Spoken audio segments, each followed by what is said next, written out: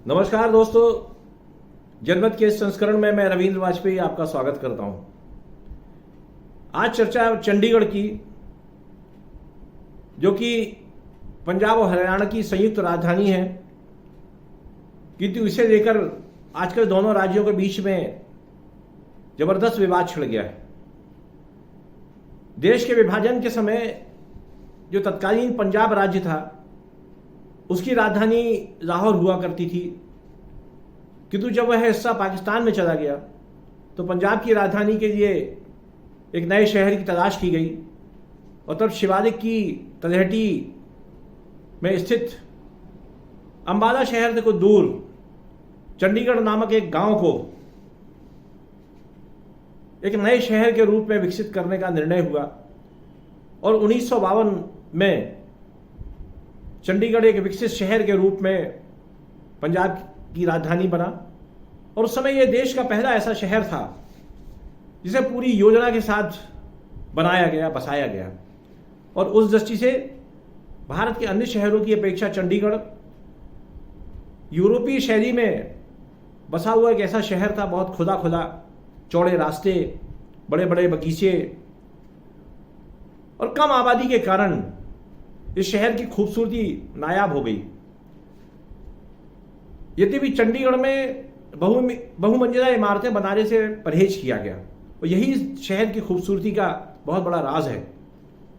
कालांतर में पंजाबी सूबे का जो आंदोलन हुआ, वो चलते चलते 1966 में तत्कालीन इंदिरा गांधी सरकार ने पंजाब राज्य के 3 हिस्से कर दिए। पंजाबी भाषी हिस्सा जो है वो पंजाब कहलाया और एक हिंदी भाषी हिस्सा था, उसे हरियाणा का नाम दिया गया और तीसरा जो पहाड़ी हिस्सा था उसे हिमाचल के रूप में अलग किया गया।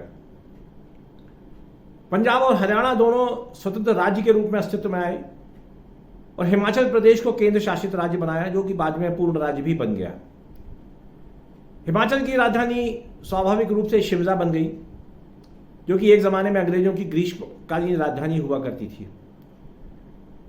चूंकि हरियाणा के पास अपनी राजधानी नहीं थी, इसलिए यह तय किया गया कि जब तक हरियाणा की नई राजधानी नहीं बनेगी तब तक चंडीगढ़ और हरियाणा, पंजाब और हरियाणा दोनों चंडीगढ़ में ही रह करके अपना काम चलाएंगे। और उस व्यवस्था के अंतर्गत 60% हिस्सा पंजाब और 40% हिस्सा चंडीगढ़ को दे दिया गया। दोनों की विधानसभाएं बनी, दोनों के राजभवन बने, किंतु उच्च न्यायालय एक ही रहा।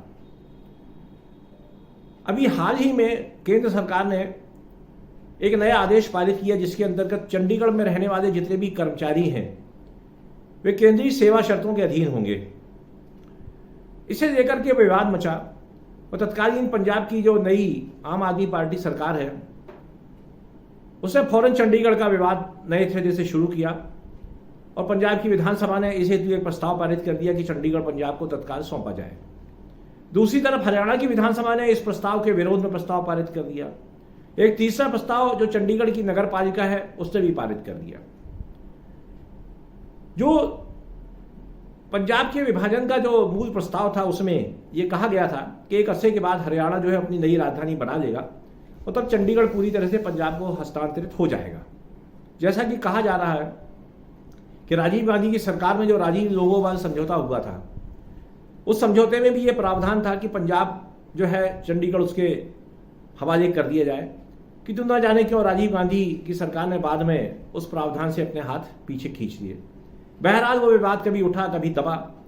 अनेकों बार पंजाब की विधानसभा ने प्रस्ताव पारित किए, इसे लेकर के राजनीतिक दांव पेच भी चलते रहे, किंतु ये कहने में कुछ भी गलत नहीं है कि केंद्र में बैठी सरकारों की अनदेखी के कारण, लापरवाही के कारण या राजनीतिक भय के कारण चंडीगढ़ को लेकर के जो हरियाणा और पंजाब के बीच में स्वामित्व का विवाद था वो हल नहीं हो सका। आम आदमी पार्टी की सरकार जो ही पिछले माह अस्तित्व में आई और केंद्र सरकार ने जिस तरह से चंडीगढ़ में रहने वाले कर्मचारियों को केंद्रीय सेवाओं के अधीन किया, तो उससे उसकी प्रतिक्रिया स्वरूप भगवंत सिंह मान की सरकार ने पंजाब विधानसभा में एक प्रस्ताव पारित कर दिया और चंडीगढ़ को लेकर के जो विवाद था वो नए सिरे से शुरू हो गया। वैसे एक बात आपकी जानकारी में लाना चाहूँगा कि चंडीगढ़ की एवज में पंजाब ने चंडीगढ़ के समीप ही एक उपनगरीय क्षेत्र के रूप में मोहाली को विकसित किया। इसके लिए केंद्र सरकार ने उन्हें धन दिया।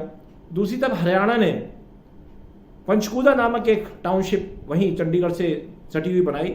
उस तरह से जैसे आप दिल्ली एनसीआर है, उसी तरह से चंडीगढ़ भी जो है ये कह सकते हैं कि पंचकूला और मोहाली एक तरह से चंडीगढ़ के ही हिस्से हैं और वो उसी तर्ज पर बसाए गए हैं योजनाबद्ध तरीके से सेक्टर वाइज, जैसी चंडीगढ़ की रचना की गई है। पर सवाल ये नहीं है कि चंडीगढ़ पंजाब के हिस्से में जाएगा या हरियाणा के हिस्से में जाएगा।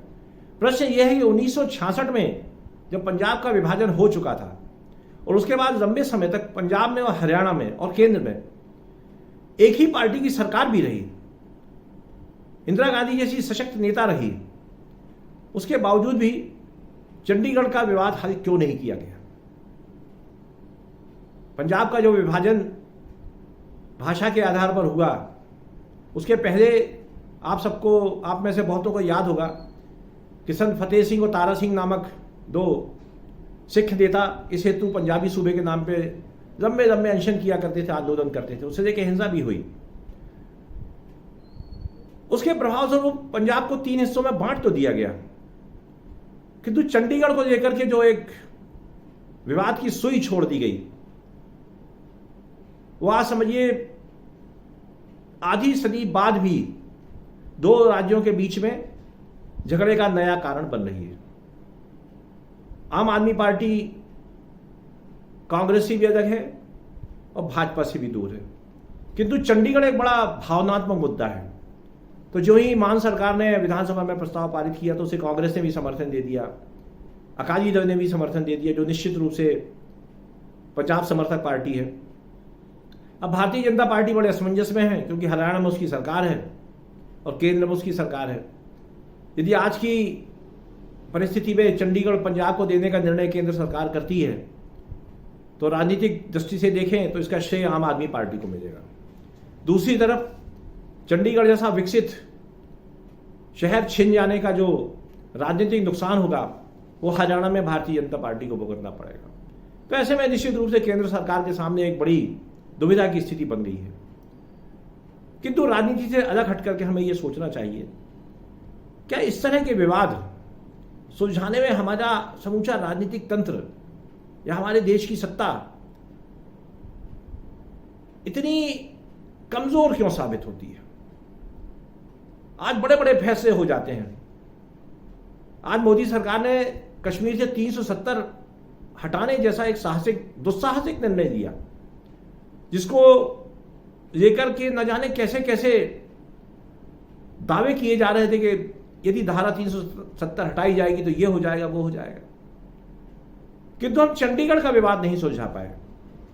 देश में विकास नहीं हुआ ऐसा नहीं कहा जा सकता।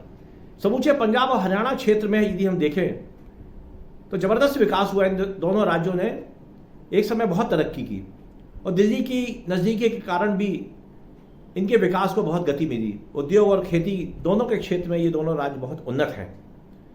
किंतु आज जब हम 21वीं सदी में विकास की नई परिभाषाएं गढ़ने जा रहे हैं, तब एक शहर के लिए 2 राज्य लड़ पड़े, ये बहुत ही दुर्भाग्यपूर्ण है। किंतु चंडीगढ़ अकेला ऐसा मसला नहीं है। हमारे देश में ऐसे अनेक विवाद हैं।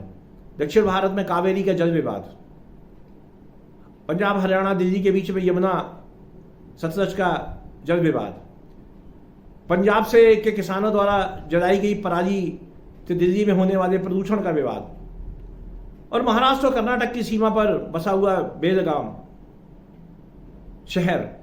ये लंबे समय से हमारे देश में 2 राज्यों के बीच में विवाद का कारण बने हुए। इनको लेकर हिंसा भी होती रही है, बड़े बड़े आंदोलन भी हुए, राजनीति भी होती है। किंतु सवाल इस बात का है कि हल क्यों नहीं होता। इसके लिए बड़े बड़े ट्रिब्यूनल बनाए गए, मामले सुप्रीम कोर्ट में गए, संसद में गए, विधानसभाओं ने बात की, 2 राज्यों के नेता आपस में बात करते रहे, आयोग भी गठित हुए, किंतु मामला शून्य है। ये कहीं ना कहीं ये दर्शाता है कि हम अपने देश के ऐसे संवेदनशील मामलों में, जिनका हल करने के लिए कहीं कहीं राजनीतिक नुकसान का अंदेशा हो, तो हम उन निर्णयों को टाल देते हैं। पर यह बात बिल्कुल सही है कि छोटी सी समस्या को समय पर हल न किए जाने के कारण वो एक बड़ी मुसीबत का रूप दे देती है। जिस तरह कहते हैं कि छोटे से घाव का इलाज ना हो तो फिर वो नासूर बन जाता है।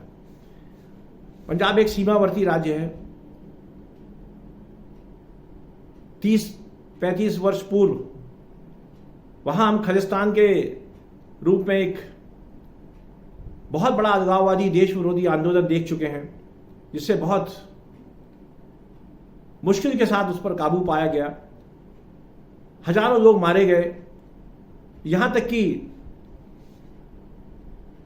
उस आंदोलन की परिणति देश की प्रधानमंत्री इंदिरा गांधी की हत्या के रूप में हमें झेलनी पड़ी। पंजाब में अभी हाल ही में सत्ता परिवर्तन हुआ है। मुख्य धारा की राजनीतिक पार्टियां, जो पंजाब की प्रमुख क्षेत्रीय पार्टी थी अकाली दल, वो सत्ता से बाहर हो गई। कांग्रेस मुख्य विपक्षी दल है और भारतीय जनता पार्टी वहां अभी अपने पैरों पर खड़ी होने लायक नहीं है।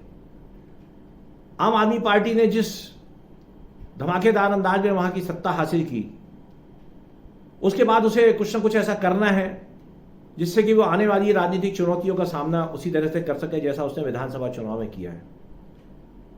विपक्ष ये कह रहा है कि पंजाब की आर्थिक स्थिति खराब है। यहां तक कहा जा रहा है कि वहां तो श्रीलंका जैसी हालत है और उसमें जो चुनावी वायदे किए गए हैं उन्हें पूरा ना कर पाने के कारण आम आदमी पार्टी ने ये विवाद खड़ा किया है। किंतु इससे अलग हट करके हमें ये देखना होगा कि ये विवाद अब हल हो जाना चाहिए। ये केंद्र सरकार का दायित्व है कि वो हरियाणा और पंजाब दोनों को बिठा करके बात करे और हरियाणा को एक नई राजधानी देने की योजना तत्काल अमल में लाई जाए, उसका काम शुरू हो। इस बारे में हमें आंध्र प्रदेश के विभाजन से सीख लेना चाहिए। जब तेलंगाना बना तो उसकी राजधानी के रूप में, चूंकि तेलंगाना हैदराबाद से ही जुड़ा हुआ है, तो उसको हैदराबाद दे दिया गया और तेलंगाना को नई राजधानी बनाने के लिए पैसा दे दिया गया और अमरावती नामक एक उनकी बहुत शानदार राजधानी बन रही है, जिसे कहा जा रहा है कि वो सिंगापुर की तर्ज पर अस्तित्व में आएगी। अभी दोनों हैदराबाद से ही काम कर रहे हैं दोनों राज्य। लेकिन 1966 में बने पंजाब और हरियाणा की राजधानी का मामला अभी तक क्यों लंबित रखा गया? अब इसकी तह में जाने के बजाय, दोषारोपण करने के बजाय, मुझे लगता है कि केंद्र सरकार में जो इच्छा शक्ति है कठोर और बड़े निर्णय लेने की, तो हरियाणा को भी यह समझाना चाहिए कि चंडीगढ़ को प्रतिष्ठा का प्रश्न बनाने की बजाय चंडीगढ़ की तर्ज पर ही एक नई राजधानी बनाने की बात सोची जाए। वो कहां बनेगी, कैसे बनेगी, ये केंद्र सरकार तय करे और हरियाणा को उसके लिए धन उपलब्ध कराया जाए। लेकिन तब तक पंजाब सरकार को इस बात के लिए राजी करना होगा, जब तक हरियाणा की नई राजधानी नहीं बन जाती तब तक जो मौजूदा व्यवस्था वो कायम रहे। और यदि दोनों राज्य इस बारे में कोई एक सकारात्मक समझौता कर सकें कि चंडीगढ़ का बंटवारा करके दोनों अपने अपने हिस्से में अपनी राजधानी के संचालन करें, तो वह भी कोई बुरी बात नहीं होगी। किंतु अब इस मामले का निपटारा हो जाना चाहिए, क्योंकि किसान आंदोलन के दौरान हमने देखा कि पंजाब में खालिस्तान के बीज फिर से अंकुरित होने लगे हैं। चंडीगढ़ का मामला संवेदनशील बन जाए और उसकी आड़ में देश विरोधी ताकतें हमारे सीमावर्ती राज्य में देश की अखंडता के विरुद्ध कुछ षड्यंत्र रच सकें, उसके पहले मुझे लगता है कि इस विवाद को समय रहते हल किया जाना बहुत जरूरी है। आज के इस संस्करण में इतना ही। कल किसी नए सामयिक विषय के साथ आपसे चर्चा करूंगा। बहुत बहुत धन्यवाद। नमस्कार।